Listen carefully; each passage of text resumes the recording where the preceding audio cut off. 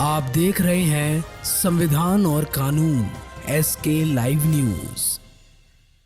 जबलपुर नर्मदा के तट कोरी घाट स्थित सोमेश्वर धाम में सोमवार को कान्हा की नगरी ब्रज की होली के रंग बिखरे हुए नजर आए। नर्मदा पुराण पार्थिव शिवलिंग निर्माण एवं संत चरण वंदन के 8 दिवसीय अनुष्ठान की पूर्णाहुति पर कोलकाता के कथावाचक पंडित मनीष उपाध्याय और श्री सोमेश्वर धाम के महंत केवलपुरी महाजन के सानिध्य में देश भर से आए साधु संतों और हजारों श्रद्धालुओं ने फूलों की होली खेलकर एक दिव्य अनुभूति महसूस की। ब्रज की होली के लोकगीतों के बीच श्रद्धालुओं और साधु संतों ने जब एक दूसरे पर फूलों की वर्षा की तो पूरा माहौल भक्तिमय हो गया। 26 फरवरी से 4 मार्च तक गौरीघाट स्थित श्री सोमेश्वर धाम में हुए इस अनुष्ठान की दिव्यता को लोग शब्दों में प्रकट नहीं कर पा रहे। एक ही जगह पर न केवल उन्होंने पार्थिव शिवलिंग का निर्माण किया बल्कि नर्मदा पुराण की दिव्य कथा भी सुनी। गौरीघाट स्थित श्री सोमेश्वर धाम में 8 दिनों तक हुए इस अनुष्ठान में वरिष्ठ समाजसेवी कमलेश गुप्ता ने अहम भूमिका निभाई। वे श्री सोमेश्वर धाम के महंत केवलपुरी महाराज के निर्देश में रात दिन आयोजन स्थल पर डेट कर रहे और इस दिव्य अनुष्ठान को संपन्न कराने में तन मन और धन से सहयोग करते रहे और उसी की बदौलत इतने सारे लोगों को न केवल दिव्य अनुभूति हुई बल्कि उन्होंने पूरे लाभ भी अर्जित किए।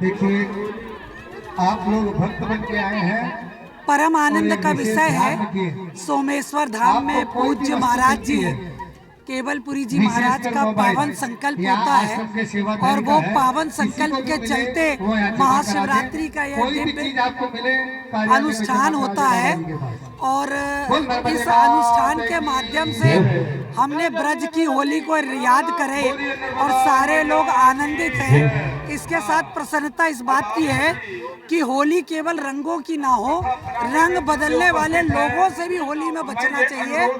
होली में ऐसा प्रयास होना चाहिए कि सौहार्द के रंग हो, प्रेम के रंग हो, स्नेह के रंग हो और इसी में हम सब रंगे। ऐसा आज सबको संदेश देती हूँ। साध्वी शिरोमणि संपूर्ण घाट से।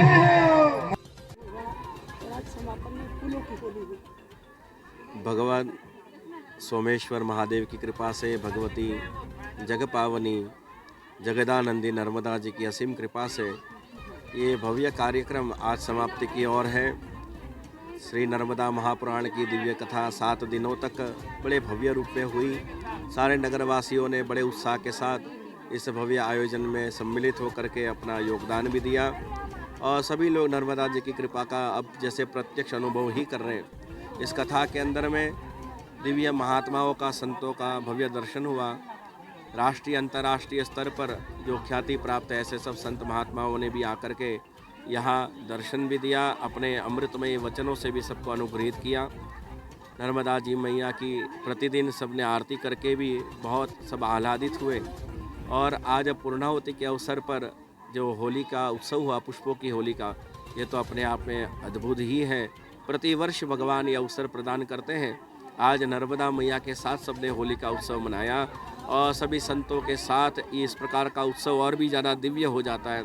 शिवरात्रि का पावन पर्व अति निकट है, उस समय भगवती नर्मदा की ऐसी दिव्य आराधना और पूर्णाहुति आज होने वाली है। यज्ञ नारायण भगवान की उपासना, सब संतों का आशीर्वाद, यह अपने आप में बहुत ही दिव्य था और बहुत सदाई दिव्य रहे, ऐसी हमारे मन की कामना है। हम भगवती के चरणों में वंदन करते हैं।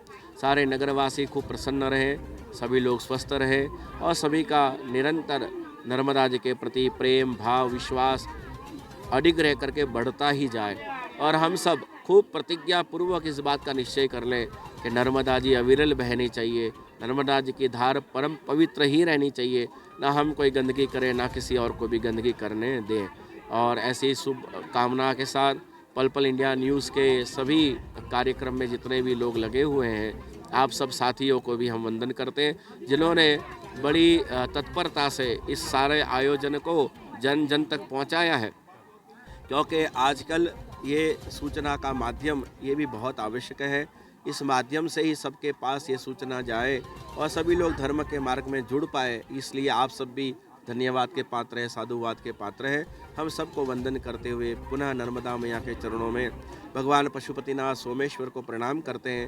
हे भगवान, हमसे जाने अनजाने कोई गलती हुई हो तो आप हमें क्षमा करिए। आपकी निरंतर कृपा हमें प्राप्त होती रहे। इन्हीं वचनों के साथ हर हर नर्मदे, हर हर नर्मदे। खबरों के लेटेस्ट अपडेट के लिए इसी तरह हमारे साथ जुड़े रहें और इस वीडियो को ज्यादा से ज्यादा शेयर करें।